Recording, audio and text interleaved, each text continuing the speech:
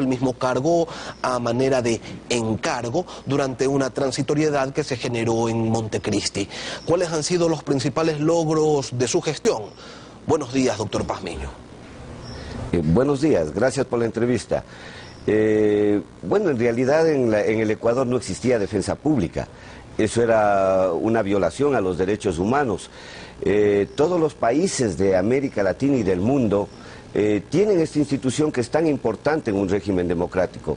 Hace 3 meses aproximadamente, la OEA emitió una resolución exigiendo a todos los países que fortalezcan las defensas públicas, que le doten de autonomía. Esto lo digo para que los ecuatorianos, los que nos escuchan, sepan la importancia de esta institución en un régimen democrático.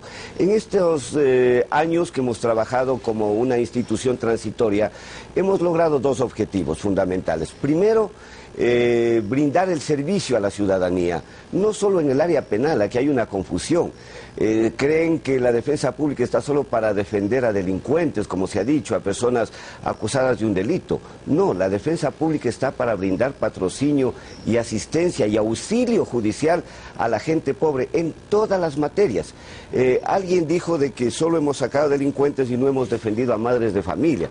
Yo quiero demostrarle a usted y a la ciudadanía de que en estos pocos años de trabajo de la Defensoría Pública hemos logrado despachar 132.782 causas, de las cuales, esto es importante resaltarlo, 23.613 causas son de alimentos, de madres de familia pobres que demandaron una pensión de alimentos para sus hijos y ahora ya tienen una sentencia judicial que les otorga una pensión alimenticia para sus hijos. Tenemos alrededor de 5.000 casos laborales. Es decir, personas pobres, trabajadores que fueron despedidos de sus trabajos, trabajadores que no se les paga las horas extras, no se les paga su remuneración adecuada. Ahora en la defensa pública tienen la posibilidad de demandar para que los jueces cumplan sus derechos. ¿Y cuántos casos son penales, doctor?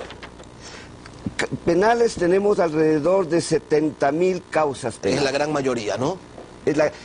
¿Por qué hay que aclarar esto? Porque la Defensoría Pública inicialmente nació únicamente como defensa pública penal, del 2007 al 2010.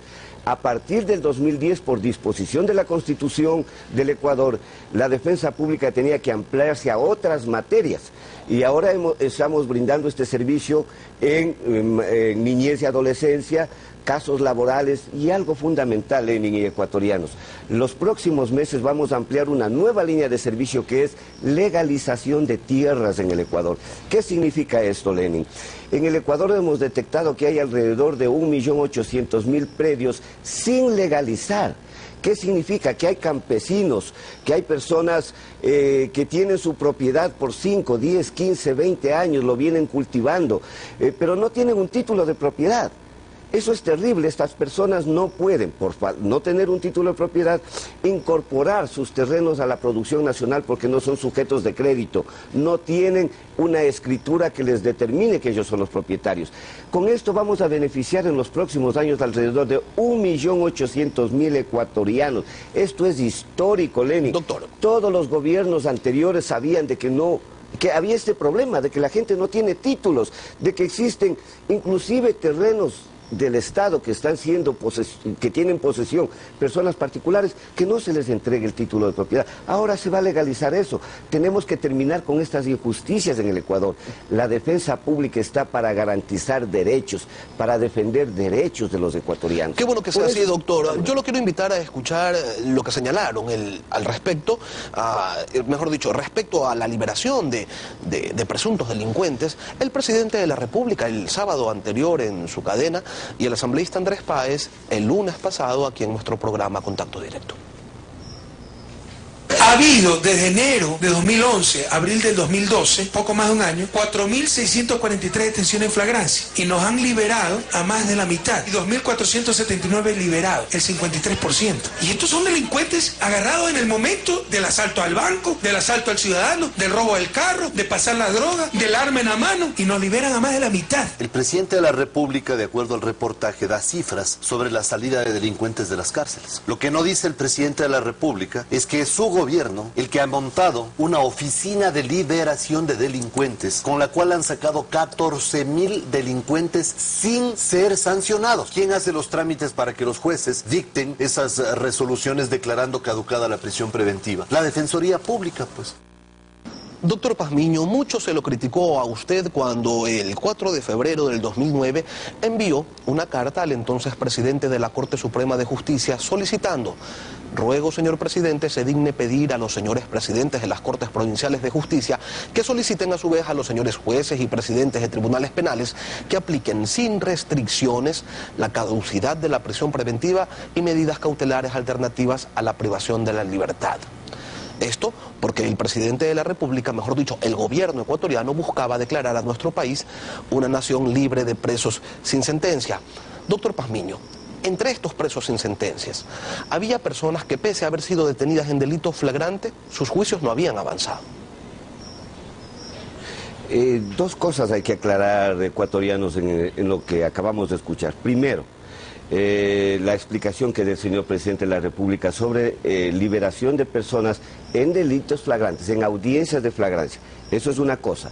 En este sentido yo quiero decir muy claramente de que el señor presidente se le ha entregado una información que yo creo que es incompleta, por la siguiente razón. En efecto, de las audiencias de flagrancia, alrededor del 50% de las personas han salido sin que se les ponga prisión preventiva. Pero hay que aclarar un tema, Yo tengo también las estadísticas, porque todos los días yo recibo información de los defensores públicos. Miren, del 100% de audiencias de flagrancia, el 27% terminan con prisión preventiva. Perdón, el 35% terminan con prisión preventiva. El 14% se les aplica una salida alternativa porque son delitos pequeños. Y hay que aclarar, este tema es fundamental. El 12% de esas causas no se inicia ninguna acción, no se inicia el juicio penal, porque el fiscal no formula cargos. ¿Por qué no formula cargos el fiscal? Porque el caso no es un delito, o porque no es flagrante, o porque el parte policial determinó una conducta que no es delictiva. Solo le doy un ejemplo para que la ciudadanía me entienda. Hace unos días, y esto yo lo tengo el caso, un señor, un hijo de familia, por el Día de la Madre va a dar serenos a su mamá, bastante embriagado, da 2 casas antes de la que le correspondía de los serenos. Las chicas que vivían en esa casa llaman a la policía porque están armando una algarabía bajo su casa. Viene la policía y les lleva por delito flagrante. Si se va a la audiencia, ¿qué hace el juez? No es delito. Y el fiscal no formula cargos.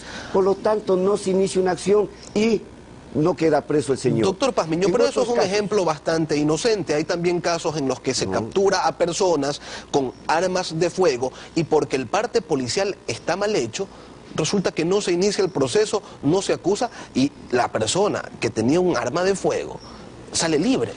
Y entonces allí sí hay incorrecciones, ¿no? Sí, habrá casos en que eso pase, pero serán muy excepcionales. Lo que yo he pedido y he dicho en la mesa de justicia al señor fiscal general, a la señora ministra de Justicia, al señor ministro del Interior, al Consejo de la Judicatura, analicemos estos temas casos por casos.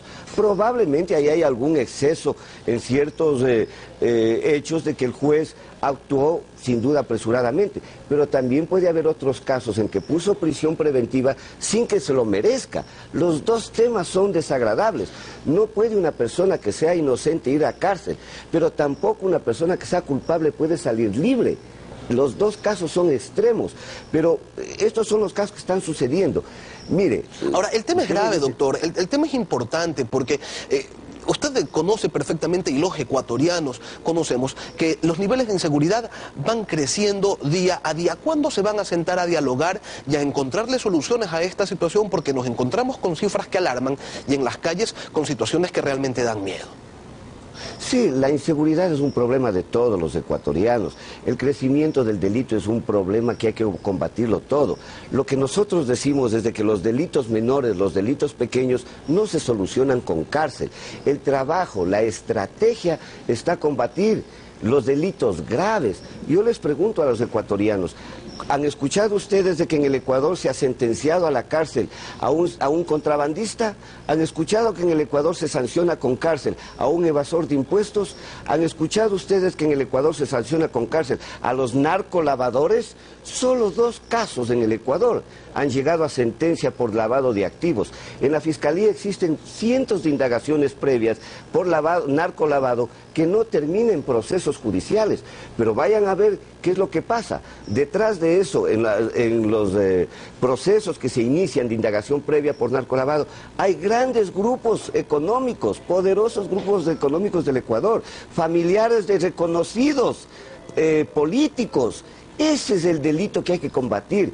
El ladronzuelo de calle, el que le roba la cartera, en realidad por narcolavado, que no termina en procesos judiciales. Pero vayan a ver qué es lo que pasa. Detrás de eso, en los procesos que se inician de indagación previa por narcolavado, hay grandes grupos económicos, poderosos grupos económicos del Ecuador, familiares de reconocidos políticos. Ese es el delito que hay que combatir. El ladronzuelo de calle, el que le roba la cartera, en realidad que comete un delito, pero ese no es el delincuente peligroso. El delincuente peligroso es el violador, el crimen organizado, el narcotráfico internacional, el secuestro express, el sicariato. Contra eso sí, mano dura. Y esos no están saliendo, apoyando. Le pregunto, ¿y esos no están saliendo por acción de la Defensoría Pública? No, absolutamente, esa es una información distorsionada. Bueno, el señor Páez se ha dedicado a conjeturar el trabajo de la defensa pública. Yo veo que es por maldad. Yo veo de que el señor tiene una amargura contra la defensa pública porque él es abogado. Él sabe de que los defensores públicos no otorgan libertades. Yo le pregunto al señor Páez que demuestre un solo caso en que el defensor público haya ordenado la libertad. Quien ordena la libertad de las personas procesadas son los jueces. Luego de escuchar al fiscal, luego de escuchar a la defensa, emite una resolución el juez. Si el señor Páez encuentra en una libertad de una persona que él dice delincuente, que no son delincuentes hasta que no hay una sentencia, que se ha cometido un error, que el juez ha actuado sabiendo de que es un delincuente, si al existir pruebas, al existir evidencias de responsabilidad de una persona, el juez lo ha liberado, señor Páez, denúncielo. Doctor Pazmiño, con nombres y apellidos. Para finalizar, en este nuevo periodo de funciones que ustedes comienzan, nos encontramos con que la Fiscalía tiene 150 millones de presupuesto. ¿Ustedes con cuánto van a comenzar su trabajo?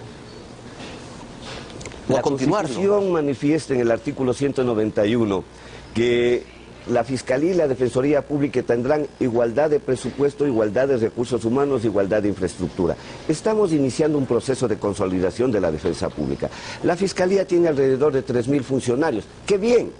Necesitan más para dar un mejor servicio. Otorguemos a esos funcionarios. Tiene alrededor de 150 millones de presupuesto. ¡Qué bien! Es bueno para dar un buen servicio a las víctimas. La Fiscalía trabaja a favor de las víctimas, a favor de la sociedad. La defensa pública, hemos comenzado este año con 7 millones de dólares.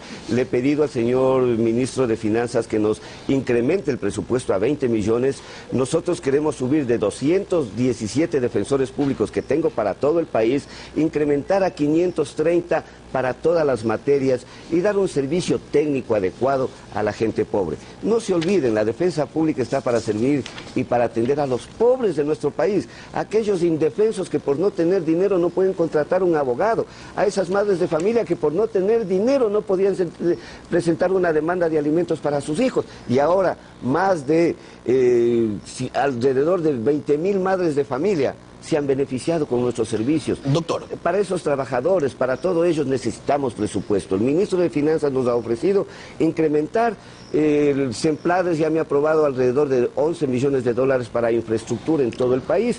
Vamos a tener oficinas propias, vamos a fortalecernos y eso es indispensable porque nuestro servicio es el fundamental para la sociedad. Doctor, queremos agradecer su presencia.